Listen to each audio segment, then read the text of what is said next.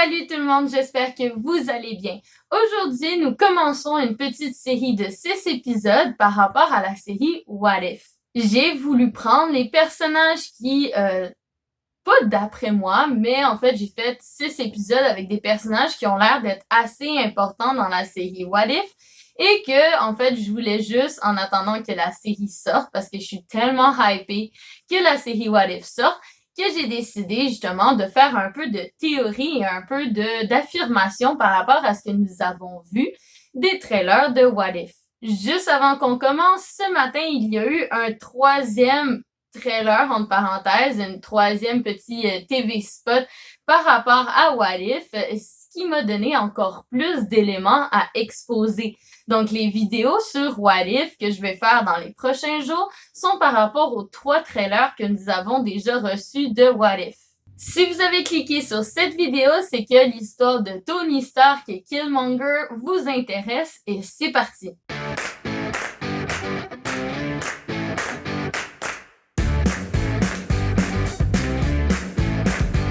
Les questions principales qui entourent What If sont probablement tous les mêmes par rapport au fait de est-ce que chaque épisode est relié ensemble ou est-ce que chaque épisode nous montre une version alternative. Je vais vous en parler dans une prochaine vidéo par rapport aux Avengers qu'on peut retrouver dans What If, ainsi qu'avec Doctor Strange et le Watcher. Mais en fait, je souhaitais quand même vous exposer cette question dès la première vidéo, à savoir si, dans certaines théories, ça affirme qu'au départ, nous allons voir justement des versions alternatives de nos personnages préférés, mais que plus la série avancerait, plus les personnages seraient reliés ensemble. Donc aujourd'hui, parlons de Tony et Killmonger. Ce que nous savons, c'est qu'en fait, Killmonger et Tony vont plus ou moins travailler ensemble, en fait. Et au moment où Tony se fait attaquer par ses propres armements, celui-ci, à la place d'être kidnappé et donc du coup développer toute cette chose qu'il y a alentour de Iron Man et développer le fait que Tony arrête de faire de l'armement, etc. Eh bien, tout ça ne se passera pas dans le sens où Tony va se faire secourir par Killmonger. Mais plusieurs personnes se posent la question, qu'est-ce que Killmonger vient faire ici au beau milieu du désert et surtout dans un équipement qui a l'air d'être quand même assez celui de l'équipement de l'armée? Eh bien, sachez que Killmonger et Tony Stark ont tous les deux été dans le MIT.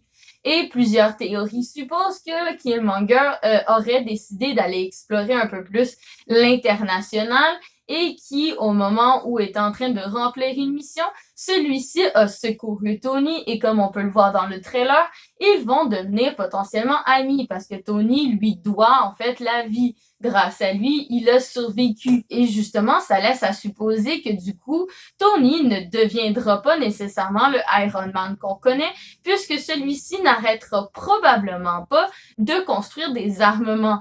Et que même encore là, peut-être que le but ultime de Killmonger et de Tony pourrait se rassembler ensemble, celui du fait que Killmonger veut devenir roi du Wakanda et qu'en fait Tony, lui, veut du vibranium. Eh bien, Killmonger pourrait lui permettre d'avoir une flopée de vibranium et que tous les deux ensemble vont explorer l'international et en fait développer encore plus d'armements. Et justement, au début de la vidéo, je vous disais qu'on croyait possiblement que tous les épisodes étaient liés.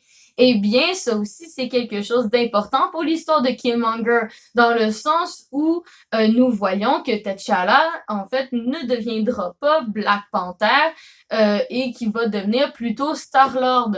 Eh bien, justement, le fait que le prince héritier disparaît du Wakanda fera en sorte que Killmonger aura probablement plus de facilité à prendre possession du Wakanda et à devenir le prochain roi. Mais ce qu'on sait aussi grâce au trailer qui est sorti aujourd'hui, c'est que Killmonger a l'air d'être peut-être potentiellement grâce à Tony assez bien placé au gouvernement. Dans le sens que dans l'image que vous voyez à présent, Killmonger est habillé dans un uniforme qui pourrait rappeler énormément celui de la Navy de l'armée des États-Unis. Et justement, ça laisserait dire en fait que Killmonger aurait pris énormément de place et d'importance au niveau de l'armée grâce potentiellement à son association avec Tony et que grâce à cela, ça va être encore plus facile pour lui de prendre possession du Wakanda et que justement, peut-être que le Wakanda n'est pas caché dans le sens où vu que T'Challa n'est pas là, peut-être que le Wakanda aurait évolué aussi autrement. Mais un autre élément survient dans le sens où on voit régulièrement Killmonger sur le dos d'un rhinocéros qui est l'un des animaux principaux qu'on utilise au Wakanda pour se battre ou pour transporter des choses. Et mieux encore, dans le nouveau trailer, on peut voir que Shuri dit à Killmonger que tous les deux ont un ennemi commun, ce qui ferait en sorte que ça aiderait encore plus Killmonger à justement faire une association avec le Wakanda et potentiellement prendre le trône. Parce que malheureusement, Shuri ne peut pas prendre le trône du Wakanda. Et on voit que l'association entre Killmonger et Tony survient et persiste très longuement parce qu'on voit aussi des photos où il y a justement les Dora Milaje, Shuri et Pepper. Donc, ça laisse à supposer que déjà de un, Tony est au Wakanda, que de deux, Killmonger a potentiellement réussi sa mission de prendre le trône du Wakanda et de même devenir Black Panther et qu'en plus de ça, potentiellement, Tony est encore marié avec Pepper dans cette version alternative. Donc, potentiellement, parce que nous avons vu des scènes de Tony avec l'armure d'Iron Man, soit que ces images proviennent d'un autre monde alternatif qui prônerait justement le fait que chaque épisode est dans un univers alternatif propre à chacun et que rien n'est lié.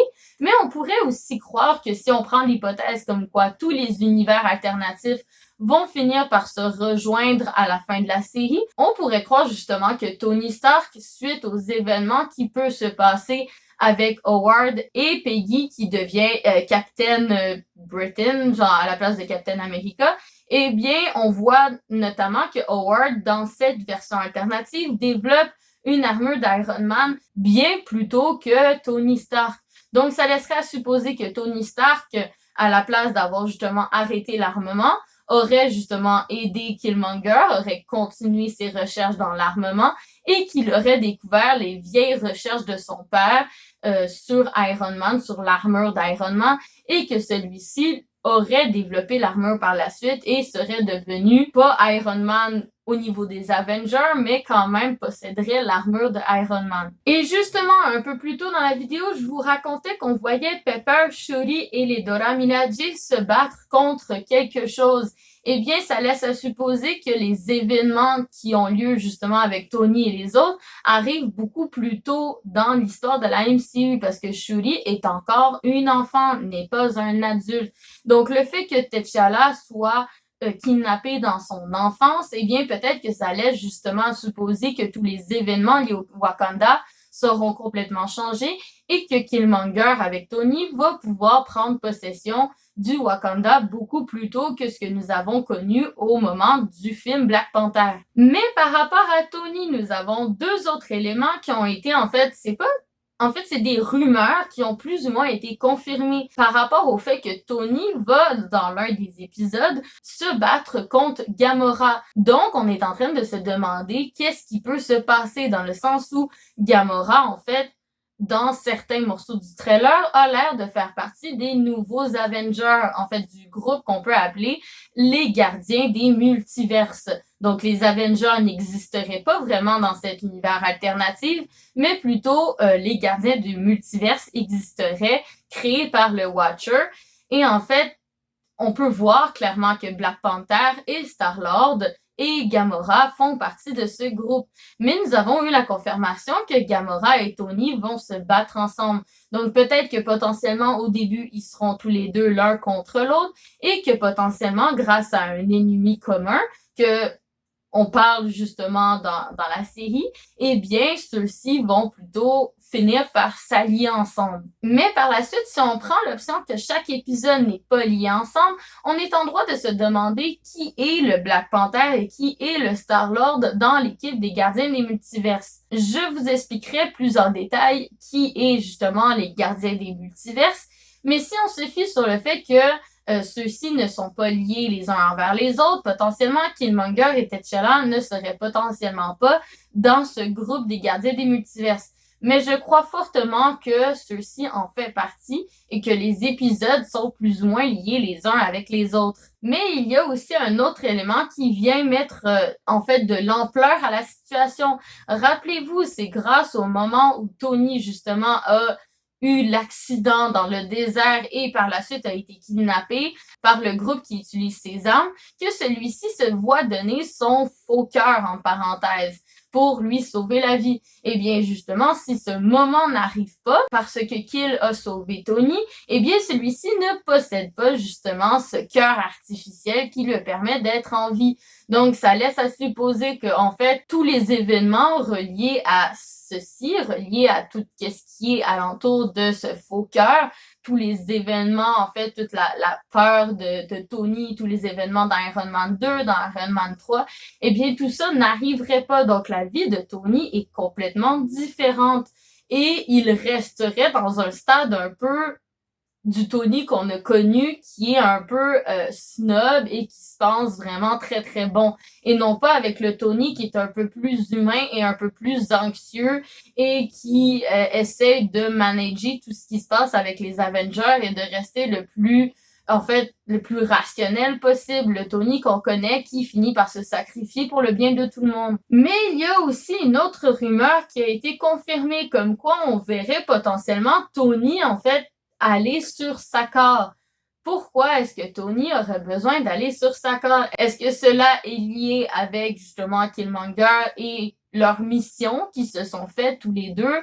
Est-ce que Tony est envoyé à certains endroits pour régler des choses ou pour aller chercher des objets ou pour, en fait, à cause d'un accident quelconque qui se retrouve sur Sakaar, eh bien, ça laisse à supposer que potentiellement, si les épisodes sont liés et que nous avons Party Thor, eh bien, celui-ci ne se retrouvera pas sur Sakaar. Eh bien, peut-être que c'est Tony qui se retrouve sur Sakaar à la place de Thor et qui va rencontrer potentiellement Hulk ou peut-être que Hulk n'est même pas sur Sakaar dans cette version alternative. Et justement, tous ces événements laissent place au fait que, en fait, Killmonger et Tony, ça se voit pas tant que ça, mais ils ont énormément de choses en commun, que ça soit la mort de leurs parents, que ça soit leur background familial, que ça soit leur formation au MIT, que ça soit leur caractère de base. Eh bien, ces deux personnages, contrairement à ce qu'on aurait pu croire, eh bien, ces deux personnages sont quand même assez bien